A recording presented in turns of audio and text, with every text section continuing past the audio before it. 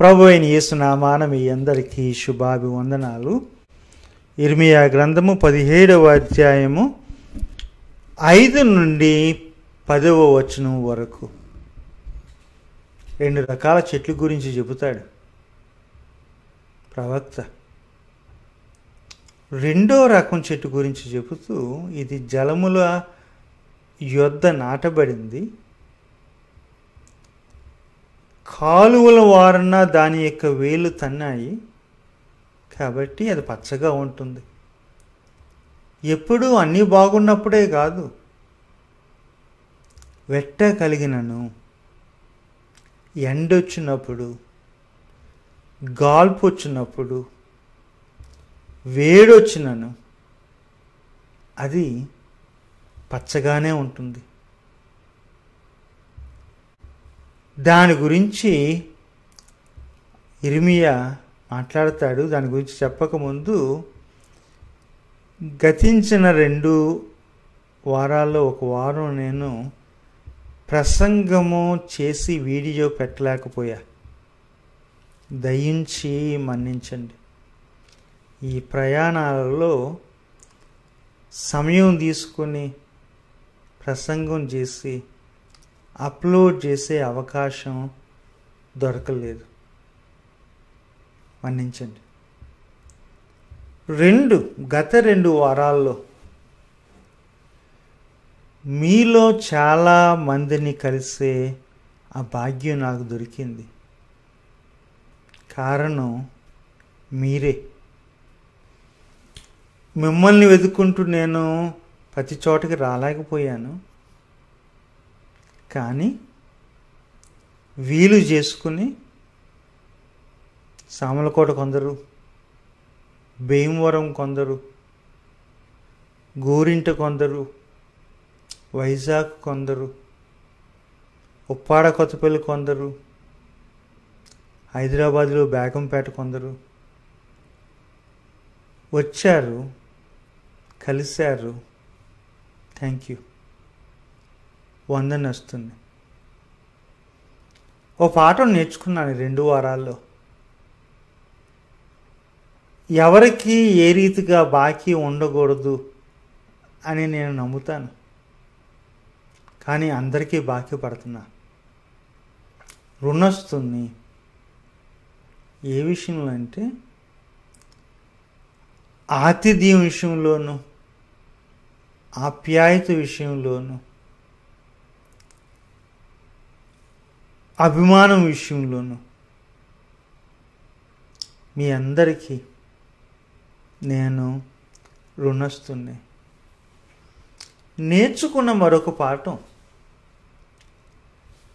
మీరు చూపించిన ఆతిథ్యానికి, ఆప్యాయతకు, అభిమానానికి నేను అర్హుణ్ణి కాదు, కానీ మీరు చూపించింది కృపే. దాన్ని బట్టి నేను మీకు రుణస్తుని.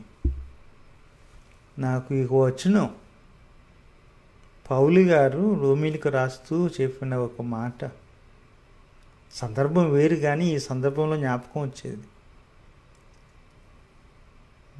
ఒక్కరి విశ్వాసము మరొకరికి ఆదరణ కలిగినట్లు అన్నారు కదా పౌలు గారు. అలాగా మీ విశ్వాసం నాకు ఆదరణ అయ్యింది, మీ మంచితనం నాకు బలమైంది. Thank you. మనుష్యుల గురించి ఇంత మంచి మాటలు చెప్పిన తర్వాత ఇర్మియా గ్రంథంలో 17వ అధ్యాయంలో 5 నుండి 10వ వచనాల వరకు మనుషుల గురించిన మాటలు కొంచెం కఠినంగానే ఉంటాయి. వాస్తవం కూడా. మనుషులు మంచోళ్ళే. మనుషుల యొక్క హృదయాలు మోసకరమే. నేను ఎక్కడో కానీ చెప్పాను, మనుష్యులు అందరినీ గౌరవించండి, మనుష్యులను ఎవరిని నమ్మొద్దు అని చెప్పా. కారణం ఇర్మియా అంటాడు, మనుష్యులు నమ్మదగిన వారు కాదు. మహామోసం మనుష్యుల యొక్క హృదయాలు. మనుష్య హృదయము ఘోరమైన వ్యాధి కలది అంటాడు. చెప్పంటాడు, దానిని గ్రహించడం, దాన్ని అర్థం చేసుకోవడం అసాధ్యము. ఒకసారి అనుకుంటాము ముఖం చూసేస్తే చెప్పేస్తామని చెప్పేసి. మనుషుల యొక్క మనసులో ఉన్నది చెప్పడం కష్టం. అవకాశం వస్తే ఎప్పుడైనా ఏదైనా చేయగలరు మనుషులు. వాళ్ళకి కలిసి రావాలి అంటే ఏం చేయాలనుకున్నా చేసేయగలరు మనుషులు. అలా అని చెప్పి మనుషులను తక్కువగా చూడాలా? చూడొద్దు. పెద్దలేంటి పిల్లలేంటి అందరినీ గౌరవిందాం. పెద్దలేంటి పిల్లలేంటి ఎవరి దగ్గరైనా జాగ్రత్తగా ఉందాం. ఈ వాక్య భాగంలో ఇర్మియా ప్రవక్త 17వ అధ్యాయము 5 నుండి 10 వచనంలో 2 రకాల మనుషుల గురించి మాట్లాడుతున్నాడు. ఒక రకం ఏంటంటే శాపగ్రస్తులు. ఎందుకు శాపగ్రస్తులు అంటే వాళ్ళు మనుష్యుల్ని ఆశ్రయిస్తారు.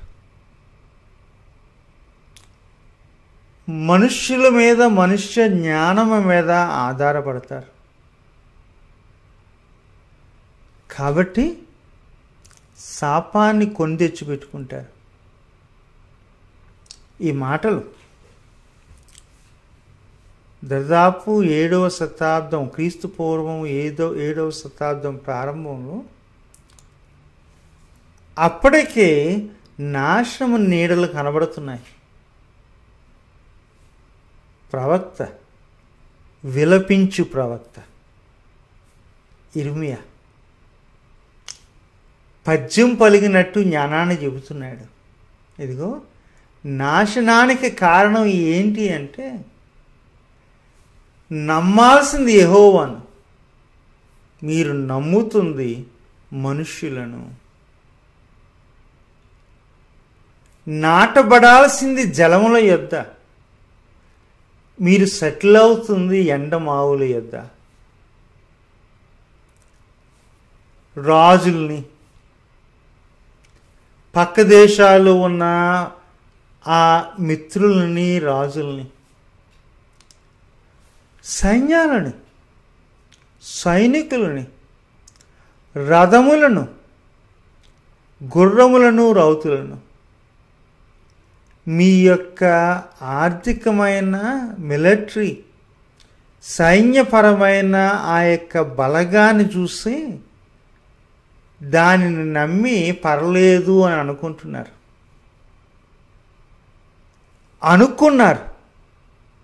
యూదా. అందుకనే నీకు నాశనము అంటాడు.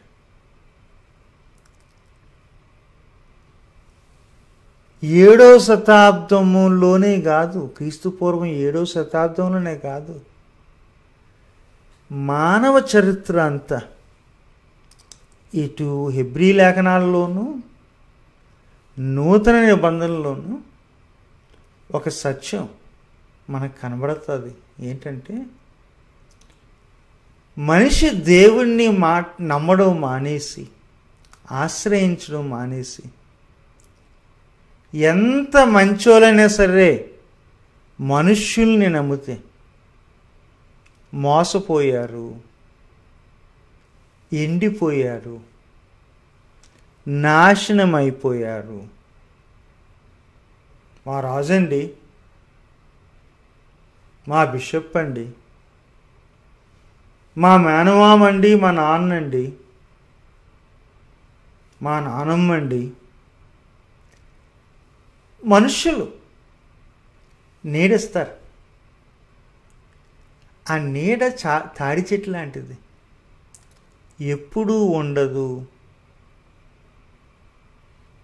సూర్యుడు దిక్కు మారినప్పుడు నీడ దిక్కు మారుతుంది, మనం నీడ లేకుండా పోతాము. నీడ గురించి చెప్పినప్పుడు రెండవ ప్రపంచ యుద్ధం జ్ఞాపకం వస్తుంది నాకు. జపాన్ దేశంలో వాళ్ళ యొక్క చక్రవర్తి షోవా, తన అసలు పేరు హిరోహితో, 1945 అంటే 40 నుండి 5 సంవత్సరాలు రెండవ ప్రపంచ యుద్ధం జరుగుతున్నప్పుడు దేశంలో ప్రతి ఒక్కరూ ఏమి నమ్మారంటే, కనబడుతున్న దైవం మా చక్రవర్తి అని నమ్మారు. హిరోహితో పొరపాటు చేయడు. కనబడుతున్న సూర్యుడు, కనబడుతున్న దైవం చెప్పింది చేద్దాం, వాటమి చూడలేదు, వాటమి చూడడు అని తను నమ్మించాడు. అందరూ నమ్మారు. దేశాన్ని యుద్ధంలోనికి నడిపించాడు. ఓ రోజు వచ్చింది, ఆగస్టు 15, 1945. రేడియో దగ్గరికి వెళ్ళాడు, ఒప్పుకున్నాడు, నేను దేవుణ్ణి కాదు, నేను కూడా పొరపాటు చేస్తాను.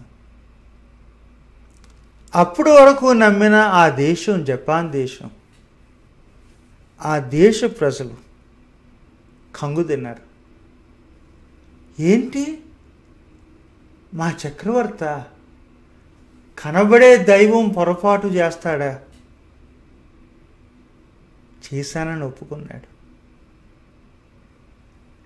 ఈ మాట ఎందుకు చెప్తున్నానంటే, మనం ఎవరైతే పొరపాటు చెయ్యరు అని అనుకుంటామో, ఎవరైతే మనకు పెద్ద దిక్కు అనుకుంటామో, ఎవరైతే మనకు నీడ అనుకుంటామో, ఎవరైనా సరే నీడ కాదు, దిక్కు కాదు, దైవాలు కాదు, పొరపాటు చేయని వ్యక్తులు కూడా కాదు, దేవుళ్ళు కూడా కాదు, మనుషులే. ఈ రెండో ప్రపంచ యుద్ధంలోనే సంఘం జర్మనీలో ఉన్న ఒక భాగం, సంఘంలో ఒక భాగం హిట్లర్ కనబడుతున్న దైవం అని చెప్పి నమ్మారు.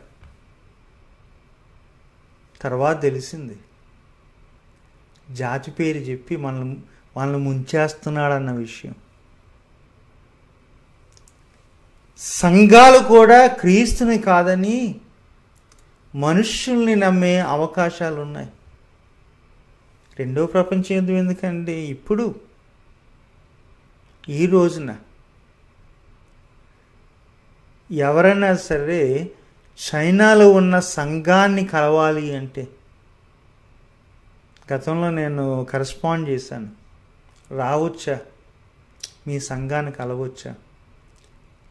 ఎవరితో కరెస్పాండ్ చేయాలి అంటే, గవర్నమెంట్కి ఒక కౌన్సిల్ ఉంది, council of churches in China. వాళ్ళతో కరెస్పాండ్ చేయాలి. అంటే ఈ కౌన్సిల్ చేసేది ఏంటంటే, ఈ సంఘాల యొక్క ఈ సమైక్య చేసేది ఎవరికి రిపోర్ట్ చేస్తారంటే, ప్రభుత్వానికి రిపోర్ట్ చేస్తారు. వీళ్ళకి ప్రభువు ఎవరంటే క్రీస్తు కాదు, ప్రభుత్వమే.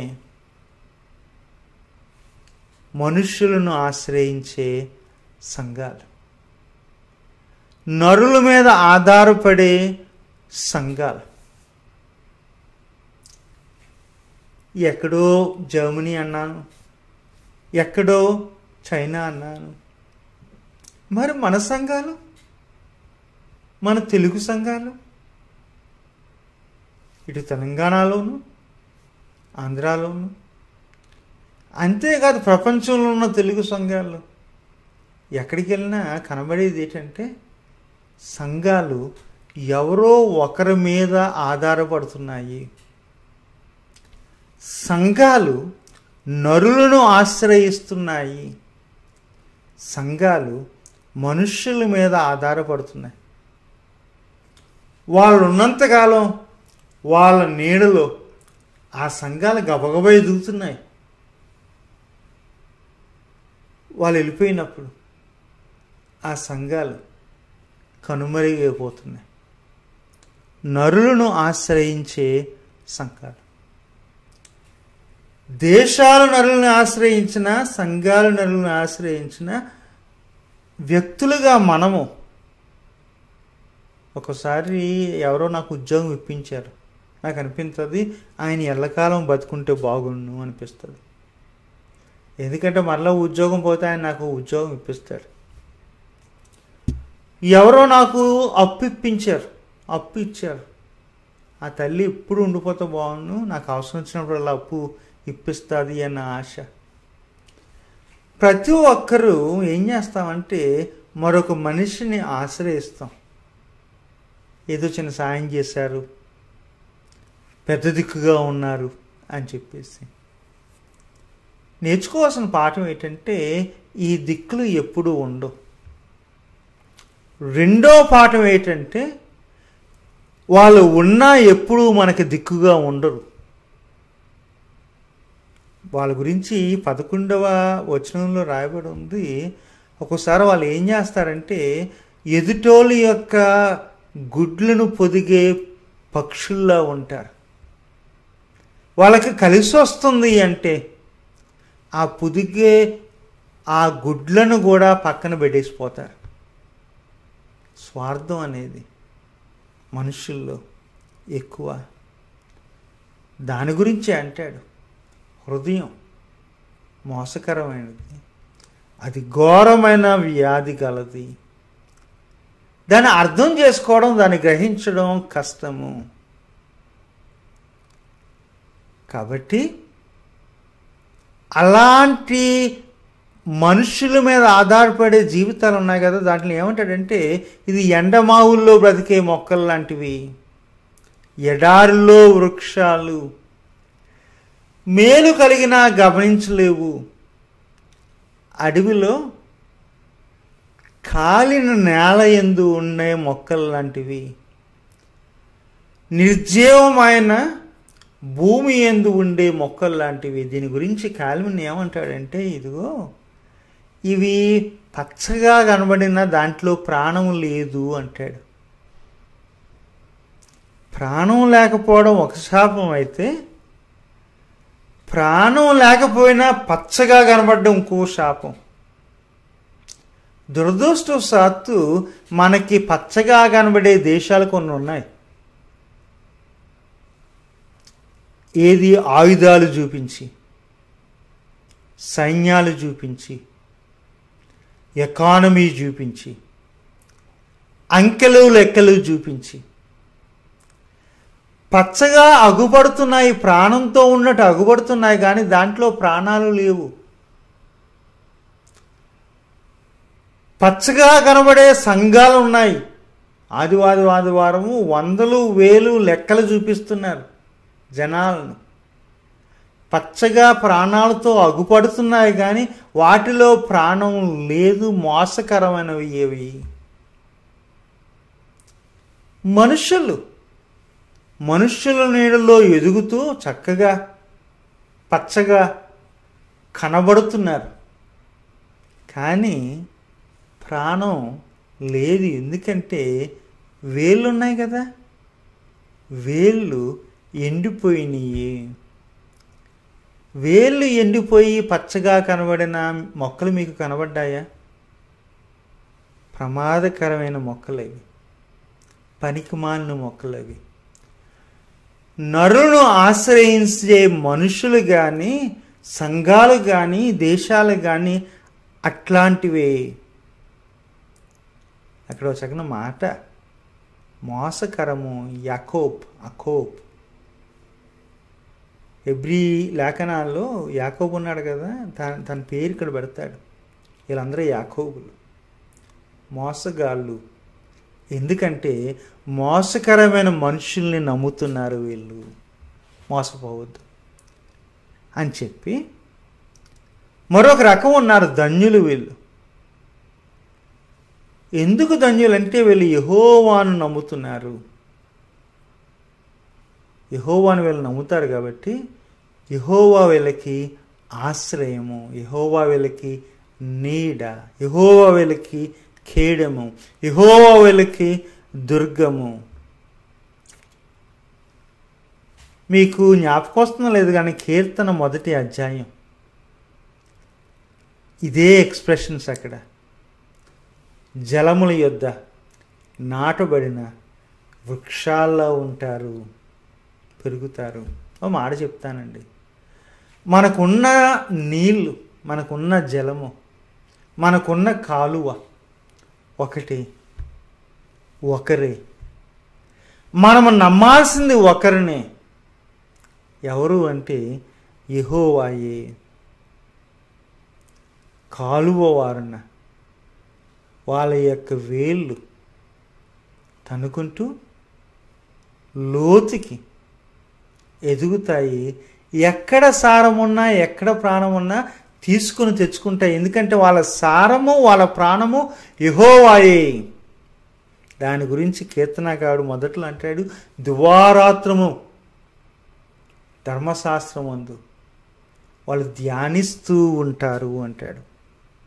అక్కడే ఆ యెహోవా ధర్మమందే వాళ్ళకి సారం ఉంది, ప్రాణం ఉంది అని చెప్పి ఏమంటాడంటే, అప్పుడప్పుడు కలిసి రాని రోజులు ఉంటాయి. అంటే అందరూ అనుకుంటారు అంత పచ్చగా ఉంటుందంటే ఎప్పుడు బాగుంటాం కాబోలని చెప్పేసి ఏదో ఈ ఆశీర్వాదం గురించి, ఐశ్వర్యం గురించి, ఆరోగ్యం గురించి కొంతమంది చెప్తుంటారు కదా. దాని గురించి ఇక్కడ ఆ ప్రవక్త చెప్పడం లేదు, ఫాల్స్ హోప్స్ ఇవ్వడం లేదు. అన్నీ కలిసి వచ్చిన మీకు అంటలేదు. ఏది కలిసి రానప్పుడు కూడా అంటాడు, వెట్ట కలిగినను, ఎండొచ్చినను, గాల్పు వచ్చినను, అనారోగ్యము వచ్చినను, ఉద్యోగము పోయినను, వ్యాపారంలో నష్టము వచ్చినను, నమ్మక ద్రోహము జరిగినను, అన్ని బెడిసి కొట్టినను, నష్టపోతున్నాను, అలాంటి సమయంలో కూడా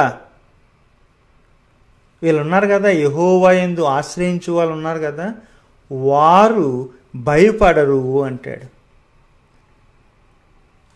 దేవుని ఆశ్రయించే వాళ్ళకి అన్నీ కలిసి వస్తాయని ఇక్కడ లేదు. ఏది కలిసి రాకపోయినా వాళ్ళు ధైర్యంగా ఉంటారు, దేనికి వాళ్ళు భయపడరు అని చెప్పి దానిని మళ్ళా క్లియర్గా చెప్తాడు. వర్షం రాని కాలాలు ఉంటాయి, కొన్ని ఋతువులు, సంవత్సరాలు ఉంటాయి కదా, అలాంటి సంవత్సరాల్లో కూడా వాళ్ళు ఎండిపోరు, పచ్చగానే ఉంటారు, ఫలిస్తూనే ఉంటారు, కంగారు పడరు. కాలాలు మారినా, కొన్ని కాలాలు కలిసి రాకపోయినా, వాన రాకపోయినా కాయడు మానరు, ఫలిస్తూనే ఉంటారు, పచ్చగానే ఉంటారు. ఒక మాట చెప్తాను, మనుషులను ఆశ్రయించొద్దు, యెహోవాను ఆశ్రయిద్దాం. మనుషులను ఆశ్రయిస్తే పచ్చగా ఉన్నట్టు కనబడతాం కానీ జీవచవాలుగా ఉంటాం, శాపగ్రస్తులుగా ఉంటాం. యెహోవాను ఆశ్రయిస్తే పచ్చగా ఉంటాం. కష్టమైన రోజుల్లో కూడా, వర్షం లేని రోజుల్లో కూడా ఎండొచ్చే రోజుల్లో కూడా ఫలిస్తూ ఉంటాం. దేనికి భయపడం. పచ్చగా ఉండడమే కాదు, నిలకడగా ఉండడమే కాదు, నీడగా ఉంటాము. ఈ మాట నేను ఎందుకు చెప్తున్నానంటే, ఎప్పుడు ఫలించడం అనేది, పచ్చగా ఉండడం అనేది మనకే అనుకుంటాం. మనం ఫలించినప్పుడు, మనం పచ్చగా ఉన్నప్పుడు మరొకరికి నీడగా ఉండే వృక్షాలుగా ఉంటాం. యెహోవాను ఆశ్రయించే వాళ్ళు మరొకరికి ఆశీర్వాదకరంగా ఉంటారు. ఆశ్రయిందాము, ఆశీర్వాదకరంగా ఉందాము. ఉంటాను మరి, సెలవు.